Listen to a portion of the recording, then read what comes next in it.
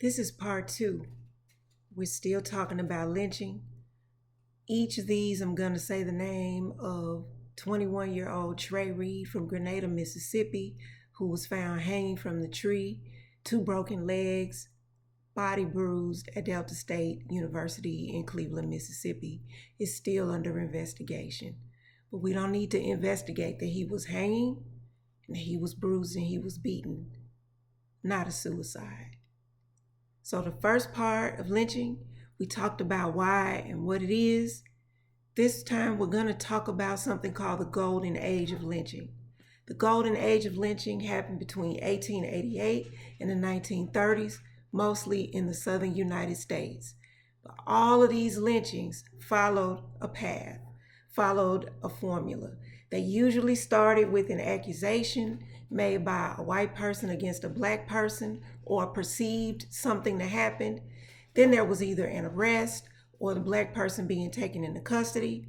Then a mob formed, or the mob actually took the person out of the custody that they were in. Then there was brutality. Then there was murder. And then, of course, there was a public spectacle of things that happened.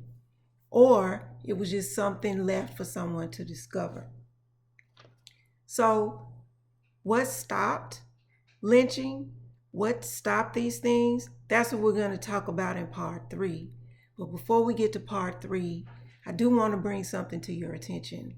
And that's that when we talk about lynching, when we talk about racial violence in this country, actions like this tend to go up when racial things are stoked, when there's racist talk, when there are accusations made without evidence. The current environment we're in now. Similar thing happened when Emmett Till was lynched. Racial fires are always being stoked. So I just want to leave you with a question.